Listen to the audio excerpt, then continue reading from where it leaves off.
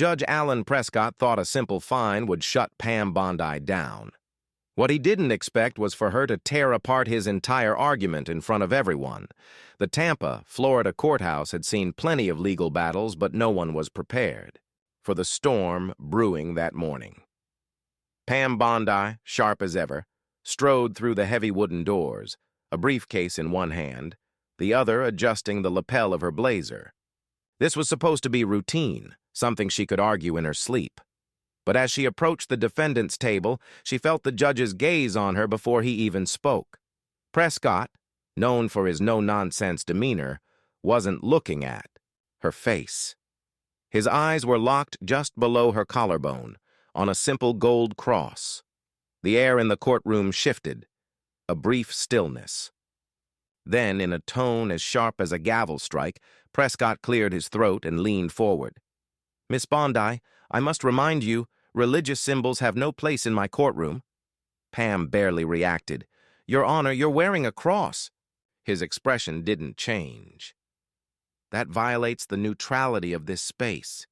You'll need to remove it, or face a fine." A murmur rippled through the spectators. The bailiff shifted uncomfortably. The clerk shot a nervous glance between the judge and Pam. This wasn't the first time a judge tried to assert control in an unusual way. But fining a lawyer over a necklace? That was a first. Pam didn't move. "I'm sorry, Your Honor, but my cross is no different than a wedding ring or a locket with a family photo." Prescott's face remained unreadable. "That's not how I see it." He exhaled, already sounding exasperated. "Either remove it or I'll issue a fine for violating courtroom neutrality." For the first time in her career, Pam Bondi was fined, not for misconduct, not for a procedural error, but for wearing a piece of jewelry. The fine wasn't the issue. It was what it represented. She didn't remove the cross. Instead, she folded her hands over her briefcase, her expression calm. She wasn't letting this slide. "Your Honor, before we proceed, I'd like to formally address this matter." Prescott raised an eyebrow. "Address it?" "Yes. I'm filing an objection and would like my argument on record." The judge smirked, glancing at the clock. "Miss Bondi, you're aware this hearing is about a business dispute, not your personal grievances." Pam didn't flinch. "And I'm aware that the First Amendment doesn't take a recess for personal opinions." That got his attention. He leaned back slightly, eyes narrowing. The court reporter's fingers hovered over her keyboard. The room was tense, not over a contract dispute, but because a seasoned attorney had just challenged a judge's authority to his face. Pam knew she was treading a fine line, but backing down was not an option. "You're fining me for wearing a cross. Let's break that down legally, shall we?" Prescott exhaled, rubbing his temples. Before he could respond, Pam was already reaching into her briefcase. She wasn't just going to argue. She was about to dismantle his entire premise. But Prescott had no idea just how deep of a hole he had started digging for himself. She pulled out a single sheet of paper, placing it deliberately on the table. Every movement was calculated, every second of silence tightening the tension. Prescott sighed. "Miss Bondi, I don't have time for theatrics." Pam met his gaze. "Neither do I, Your Honor, but I do have a firm understanding of constitutional law." The judge laced his fingers together, as if bracing for what was coming next. "You're fining me for wearing a cross, claiming it violates courtroom neutrality." She tapped the paper in front of her. "Tell me, Your Honor, what legal precedent are you basing that on?" Silence. The court reporter's fingers hovered, waiting. The bailiff barely shifted in his seat. Prescott let out a slow breath. "This courtroom operates under my authority, Miss Bondi." Pam nodded. "It does. But that authority is not above the Constitution." She tapped the document again. "And under the First Amendment, personal religious expression is protected, especially when it does not disrupt proceedings." The judge scoffed. "You're an attorney, not a—" A law professor? Pam Bondi echoed, a sharp smile crossing her lips. Then let's talk case law, shall we? She picked up the document, her voice steady and deliberate. Tinker Des Moines, 1969. A landmark case affirming that individuals do not surrender their constitutional rights when entering a government institution, whether that's a school or a courtroom. Judge Prescott's jaw tightened just slightly. He knew that case. Everyone in the legal field did. Pam didn't stop. West Virginia State Board of Education versus Barnett, 1943. The Supreme Court ruled that forcing individuals to remove or conceal symbols of personal belief is a violation of the First Amendment. She set the paper down. Now, Your Honor, she said smoothly, would you like me to keep going? Or would you prefer to reconsider that fine? A tense silence filled the room. The judge's fingers tapped against the armrest of his chair. He was cornered, and he knew it. But conceding? Not yet. His pride wouldn't allow it. This is not a religious debate, Miss Bondi, he said, his voice tight. Pam tilted her head. Then why did you make it one? A few quiet gasps echoed in the courtroom. Judge Prescott's face darkened. His voice was sharp, but his authority was slipping. Pam leaned forward, her tone unwavering. With all due respect, Your Honor, I'll stop when I receive a legal justification for this fine, because so far, I haven't heard one. A long pause. The judge finally glanced at the clerk. Mark the fine as pending review, he muttered. Pam smirked. I'll take that as a temporary victory. But she wasn't done. The real fight had just begun. Prescott's face remained unreadable, but the way he shifted in his chair said it all. He had expected quiet compliance, not a full-blown constitutional challenge. The air in the courtroom was no longer just tense. It was electric. Pam could feel it. Every set of eyes was on her, watching, waiting. She had drawn a line in the sand, and now the judge had two choices: stick to a weak justification and risk public humiliation, or find a way to backtrack without losing control. But Prescott wasn't one to back down easily. Miss Bondi, he began, his tone measured, courtroom rules exist for a reason. If I allow one form of personal expression, I open the door to all of them. Pam pressed her lips together. You mean like the wedding bands worn by half the attorneys here? Or the lapel pins you allow on government officials? Prescott's jaw tightened. Pam didn't let up. Or how about the time you permitted a defense attorney to wear a pink ribbon for breast cancer awareness during trial? That wasn't a problem for you. A few quiet murmurs rippled through the courtroom. Prescott shot a glare toward the observers, but the damage was done. Pam had just exposed his selective enforcement. She leaned back in her chair, arms crossed. So tell me, Your Honor, why does this rule only apply to my cross? Prescott's fingers curled around the edge of his desk. He was trapped, and everyone in that courtroom knew it. He had enforced an unwritten rule based on personal bias, and now it was collapsing around him. For the first time since the hearing began, he had no response. Pam didn't need to gloat. She let the silence stretch, allowing everyone to absorb the reality of the moment. Then she delivered the final blow. If you stand by this fine, Your Honor, I will be filing an appeal before the ink dries on the ruling.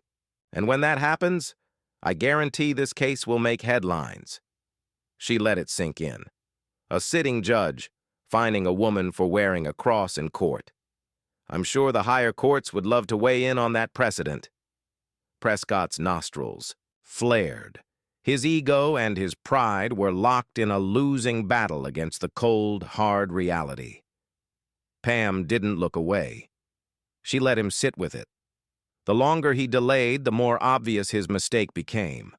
Finally, after what felt like an eternity, he exhaled sharply. The fine is rescinded, he muttered. Pam smiled. Much appreciated, Your Honor. But this was no longer just about a fine. She had sent a message. One Prescott wouldn't forget anytime soon. And the fallout? That was only just beginning. The judge's words, "The fine is rescinded," should have ended it.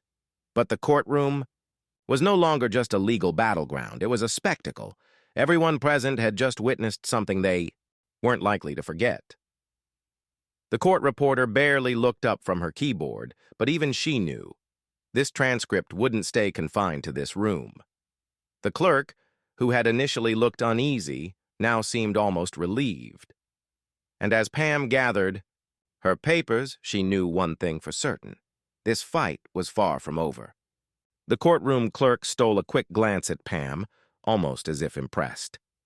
Judge Prescott shifted in his chair, straightening his papers as if he could physically erase the moment. But Pam knew better. This wasn't something he could brush aside. The silence was deafening. Pam calmly adjusted her blazer. The small gold cross remained exactly where it had been the entire time. She had won. But this couldn't just be a personal victory. It had to mean something more.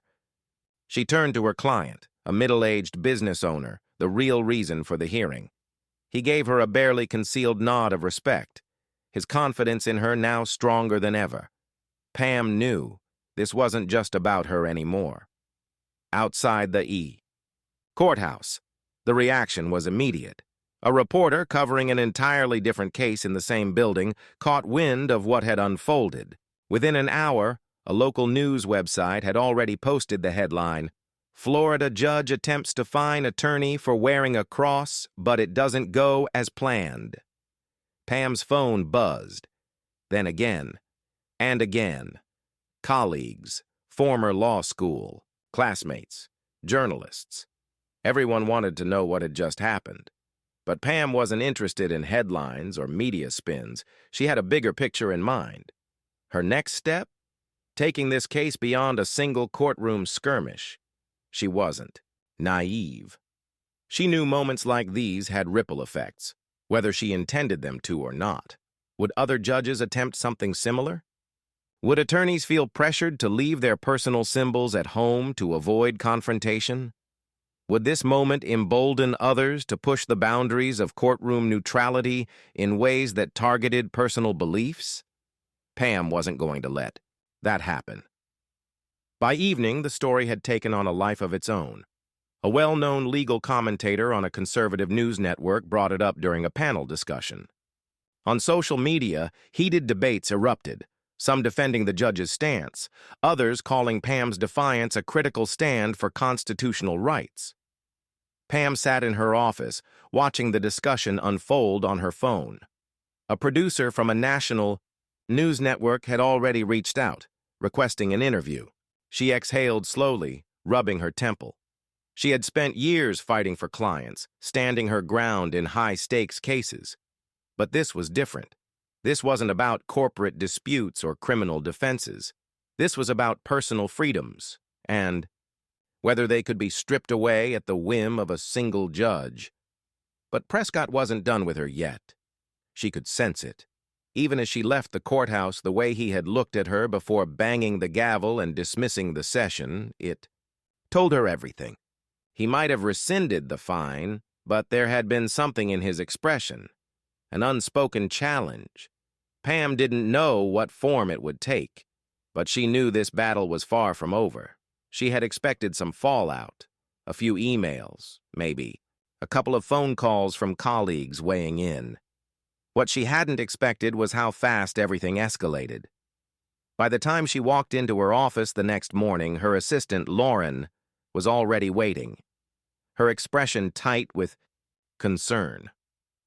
"You need to see this," she said, holding up her tablet. Pam took it, scanning the screen. Carefully worded, neutral in tone, but unmistakable in its implications. Judges have the right to maintain decorum in their courtrooms. While attorneys are afforded personal expression, it is important to respect the roles set forth by presiding judges. We trust our judicial system to navigate these matters with fairness and integrity. Pam let out a slow breath. This wasn't just a comment. This was a warning. The words, Respect the rules set forth by presiding judges weren't just a general statement. It was a signal. The legal world was tight-knit. The Florida bar rarely commented on courtroom disputes, unless they had reason to believe a situation was getting out of hand, and Pam had a feeling this was only the beginning. Prescott wasn't just bitter. He was already working behind the scenes, rallying institutional backing. Pam set the tablet down. "This came out today?" Lauren nodded. "An hour ago." Pam wasn't surprised. The legal community was small, and word had traveled fast. Prescott clearly wasn't taking this lightly. But before she could say another word, Lauren hesitated. "There's more," she said carefully. Pam glanced up, her expression unreadable. "Go on." Lauren handed her another document, this one printed. Pam skimmed the first few lines, her pulse steady but her mind racing. Attorney Pamela Bondi conducted herself in a manner that disrupted courtroom proceedings, challenged judicial authority inappropriately, and engaged in behavior unbecoming of an officer of the court. Pam let out a short, humorless laugh. "Unbecoming," she muttered. "That's rich." Lauren sighed. "It's retaliation, pure and simple." Pam leaned back in her chair, tapping her fingers against the armrest. Prescott wasn't just looking for payback. He was trying to set an example. He had lost in his own courtroom, and now he was using the system to reassert his power. By filing this formal complaint, he was flipping the narrative. He was no longer the judge who overstepped his authority. Now he was painting himself as the victim, the one who had been disrespected. And Pam? He wanted to make her look like the reckless attorney who challenged him for the sake of making a scene. She had seen this move before. It was a common tactic. Turn the accuser into the accused. Reframe the story. Bury the real issue beneath bureaucracy and technicalities. But she wasn't about to let that happen. "What's the process of this?" Pam asked, already shifting gears. Lauren exhaled. "You have 10 days to respond. If the complaint moves forward, they could conduct a formal review." Pam nodded slowly. "And who oversees that review?" Lauren hesitated. "A panel that includes judges and senior attorneys." Pam almost smiled. If Prescott thought he could quietly bury her in paperwork and pressure, he had severely miscalculated. Because this wasn't going to be handled quietly. This was about to become very public. Lauren studied her, waiting for a reaction. "What do you want to do?" Pam took a deep breath, then reached for her phone. "If Prescott wants to play games, let's play." She scrolled through her contacts, her mind already 10 steps ahead. Prescott assumed she would defend herself behind closed doors, accept a quiet reprimand, and move on. But he didn't understand who he was dealing with. Pam had spent her entire career playing the long game. And now? She was going to make sure. Everyone was watching. She didn't waste time.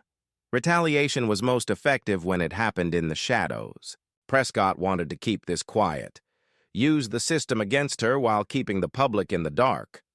She wasn't about to let that happen.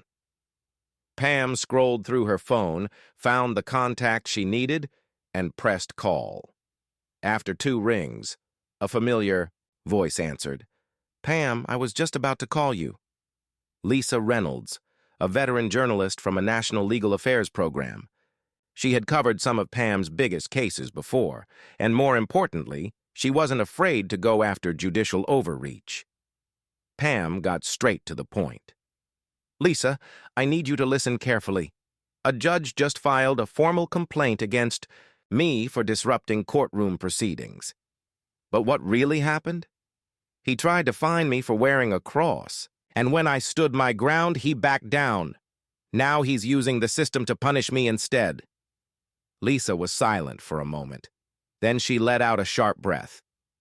"You're telling me a sitting judge is trying to sanction you because you called out his abuse of power?" Pam smiled. "That's exactly what I'm telling you." Lisa didn't hesitate. "I'm running this." Pam leaned forward. "I need it on record before they try to spin it."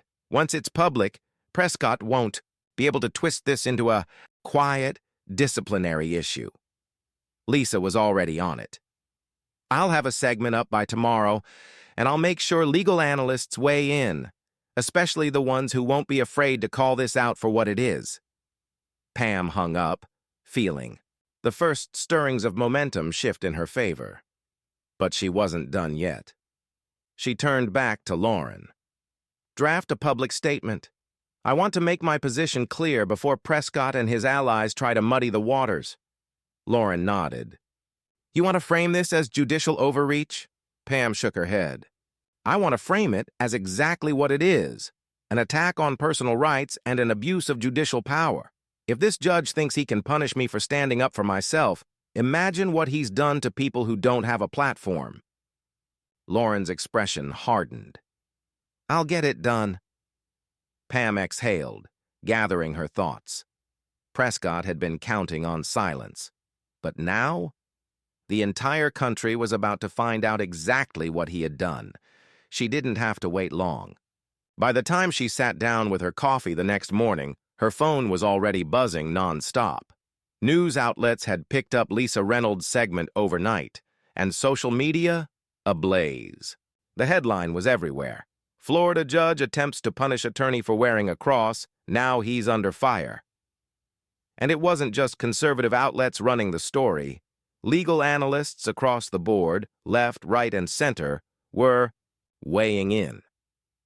A constitutional lawyer from Georgetown went on live television and shredded Prescott's logic, calling it a blatant overreach with no legal standing. Another high-profile attorney posted a viral thread, dissecting how Pam's case had exposed a dangerous precedent that needed to be addressed. And then, the moment Pam had been waiting for. The Florida Judicial Review Board announced that, due to the media attention, they would be launching an official review into Judge Prescott's conduct to determine whether he had violated judicial ethics. Pam leaned back in her chair, exhaling. This was bigger than her now. This was about every attorney, every defendant, every person who had ever stepped into a courtroom, wondering whether their rights could be stripped away with the stroke of a judge's pen. Lauren walked in, holding up her phone. You're going to want to see this. Pam took it and pressed play. There he was, Prescott, standing outside the courthouse, cameras flashing around him. His expression was stiff, his body language tense. The statement was short. Too short for someone who was trying to defend himself. I have always upheld the integrity of this courtroom. The actions taken were in the interest of maintaining neutrality. However, I respect the judicial review process and will cooperate fully. Pam almost laughed. Neutrality. He was still trying to play that card. Lauren crossed her arms. He's trying to save face. Pam nodded. And failing. Because this wasn't going away. The Judicial Review Board had a decision to make. If they ruled against Prescott, it wouldn't just be a professional embarrassment. It would set a legal precedent. A precedent that protected people like Pam from ever facing this kind of retaliation again. But even if they didn't formally reprimand him, he had already lost where it mattered most. His reputation, his credibility, his authority, because from this moment forward, every attorney who walked into his courtroom would know this was the judge who tried to silence someone and lost.